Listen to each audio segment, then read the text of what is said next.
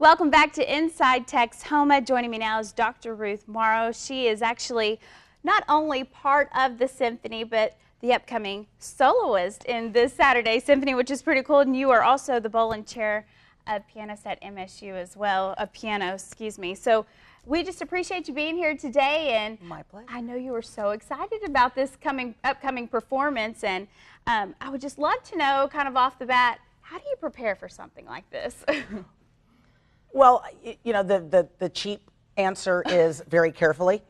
But I think that more than that, it's a lot of time getting to not just be able to know the notes, but learn the piece and let it be part of me. Mm-hmm. Lots of times people will come up and ask me how much I practice. Yeah. And so not only, because my students know this, but every day, but especially during Christmas break, which is when the first time that I really, every single day, spent a lot of time, probably like 5 or 6 hours. Sometimes, every single day. And then it varies. There'll be times where I find myself almost hypnotized by certain parts of the piece. And I just really want to kind of dig in and know more. I also spend a bit of time listening to a lot of recordings, not to imitate anybody, but just find out what other people do. And then, actually, there is such a thing as practicing away from the instrument.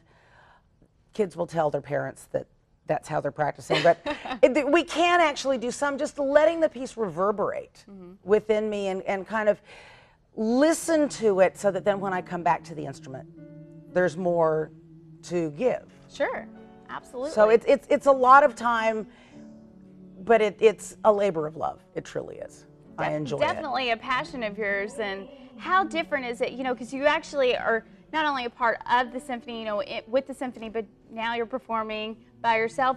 How's the difference? What's the difference in, you know, maybe being up there and performing this piece now, you know, alone? Well, the biggest difference is that I'll be playing from memory on Saturday night. And that, you know, that comes with its own joys and concerns. It's different playing with a bunch of people because the music keeps going. Sure. And but playing from memory really means that I've had a chance to internalize it, and that there is something different. I also have time to look, because sometimes, especially in piano music, there's enough going on. I can't be looking up at the music as well. Sure. You know, and kind of wandering all around. Without sounding bossy, I get to call a little more of the shots. You know, in terms of that, Dr. Schaefer and I work together to create an interpretation of the piece, whereas when I'm playing a piano part in the orchestra, which I actually am doing on the second half of this concert, I'll actually be back in the orchestra, and there is a piano part to the Rachmaninoff symphonic dances, and then I'm part of his creation. You know, I learn my part, and he, you know, it's the conductor is the person who kind of puts all of us together and molds us into a vision of that one piece. So, kind of going back to then your piece, is this something, how does that come together then? Are you picking, are you choosing, or, you know, you said you work closely with Dr. Schaefer, so how is that done? And, you know, what you're going to be performing Saturday, how is that really created? Is that something that you kind of do together and you choose and you pick together, or they come to you and say, we have this piece, we'd like you to be a part of it?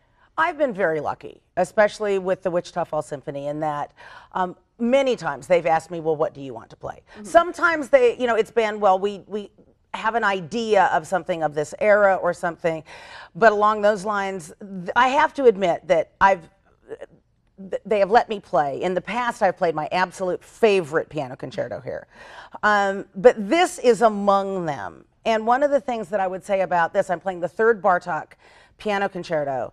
It's considered his last finished work, in that the piano part was completely written. He died with only 17 measures of orchestration, incomplete, and a colleague and student finished that. It is, I really think, one of the major milestones of early 20th century, you know, piano concerto repertoire.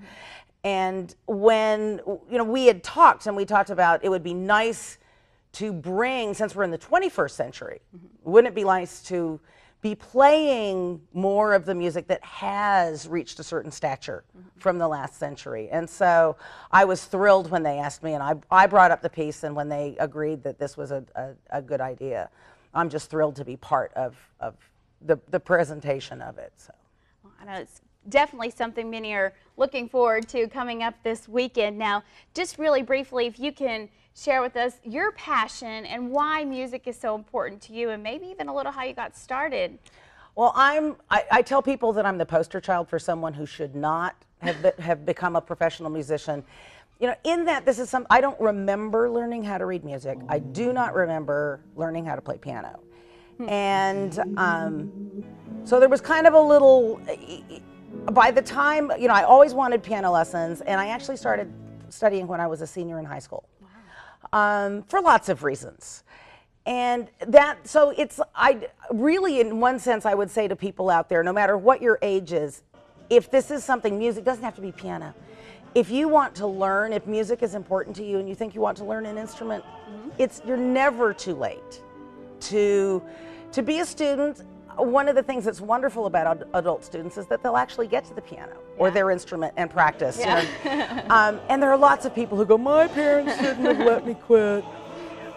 But we all have our own story. And the reason I think that music is so important is because it really speaks to each of us and through us in ways that verbal communication doesn't. Yeah. And I think that it's just so important, whether someone plays an instrument or plays the radio and enjoys coming to concerts. Yeah. That's equally important, because we don't do this in a vacuum. We want an audience. So we want you to buy tickets and we want you to come to this performance, not just because I love this music, but because I really truly believe that it speaks to all of us. It speaks to our souls.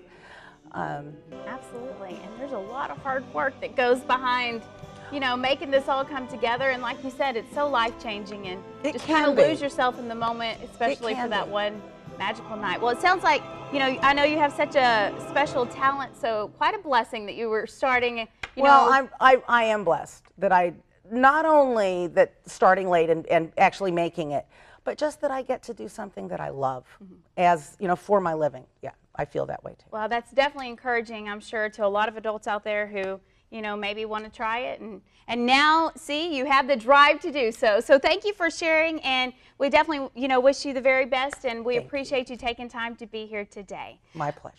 Well, much more is coming up. Stay with us. More with the Wichita Falls, the Youth Symphony is actually after the break on Inside Texoma.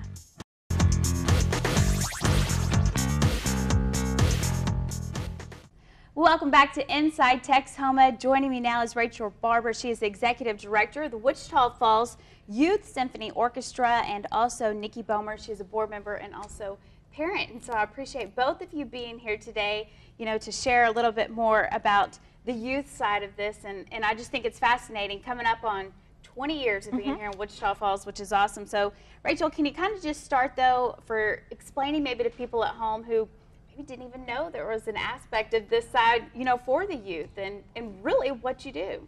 Absolutely. The Wichita Falls Youth Symphony Orchestra is a separate nonprofit organization from the symphony. We've been great partners with the symphony for the past 20 years, but we're our own separate nonprofit organization, and we provide educational programming for area youth. We have a full symphony orchestra that the students audition to be a part of, and we rehearse weekly, and then they perform up to 3 concerts a season. And talk a little bit about the ages. I understand it starts 6th grade, and how old can they be to be a part of the youth part? Yeah, we have 6th graders all the way up to seniors in high school that can audition and be a part of the symphony. And what is your limit? You know, how many people make up the symphony, the youth symphony?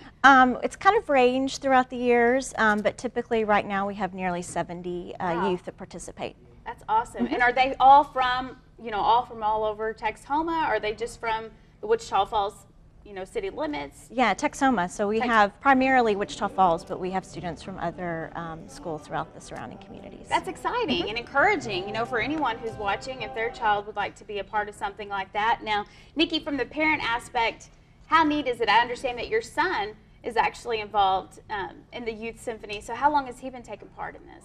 He has been involved in the Youth Symphony for 3 years. He plays the cello.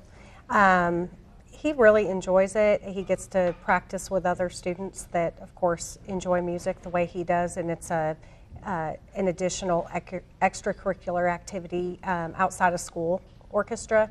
So I think that's really nice. They get together every Sunday for 2 hours and just really get to expand their knowledge of music. So absolutely. And is this something where those who take part in the Youth Symphony, they go on to join the others? You know, is that something that you see?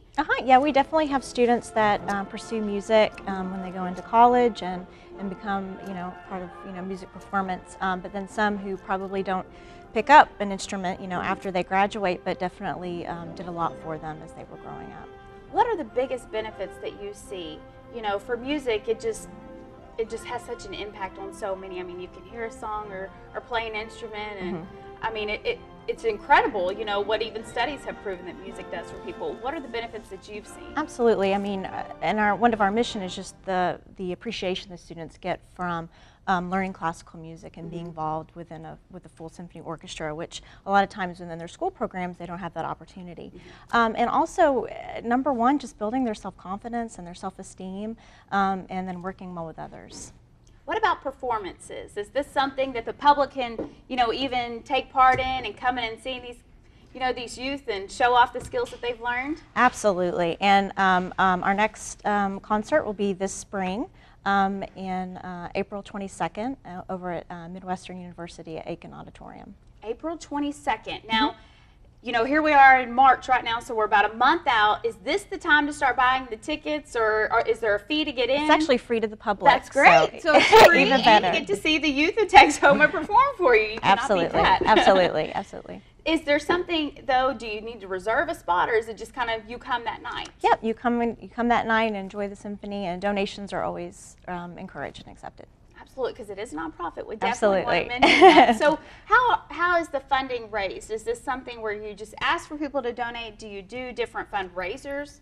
Yeah, I mean, the funding for the Youth Symphony is primarily through private donations in Wichita Falls, and we have a fundraiser that we do every year in February. And Nikki, kind of going back to you, you're also a board member, so tell us a little bit about the other hat that you wear and your involvement with the symphony through that aspect. Well, with the board, one of the biggest things that we do is try to raise money and fund development for the Youth Symphony. Obviously, being in a small community like this, and there are so many great organizations to donate to, you know, we need to get out there and spread the awareness about the Youth Symphony and help people to realize the importance of the youth having something like cultural in the community for them to be involved in. So that's a big part of it. We go out and get program advertising. We talk to different businesses about funding our annual fundraisers and summer camp, summer youth camp. So we're just kind of out there building awareness and letting people know what we have to offer their children. So you're talking about summer camp. So this is a great time. You know, here we are in March, not that far away. So if there is a business maybe who's watching or interested, is that something you're still looking for them to fund? You know, maybe the upcoming things this summer. I'm sure that's always a plus, right? Absolutely. We're always looking for funding and donations. You know, it's fairly affordable for the youth, but there are youth that still need help being able to do those extra activities outside of just the yearly fee that they pay to be involved, and also just to keep everything growing. I mean, we really want to grow the Youth Symphony. So, you know, maintaining it is one thing, but allowing more students to come, and students from all over, you know, Holiday, Iowa Park, Bowie, just anywhere to expand that love of music. So, such a great thing to have in our, you know, community. So something we definitely want to keep alive and keep going for many generations to come, I'm sure. So, well, ladies, I appreciate you both sharing so much and, you know, really encouraging us about something that's so positive here in our area. And if you'd like to learn more about the Youth Symphony Orchestra, you can always head to our website, newschannel6now.com, and just click on the Inside Texoma tab. We will definitely put a link to a website so you can find out more information. Thanks again, and thank you, Texoma, for joining us. As always, we'll see you back here next Sunday morning for another look inside Texoma.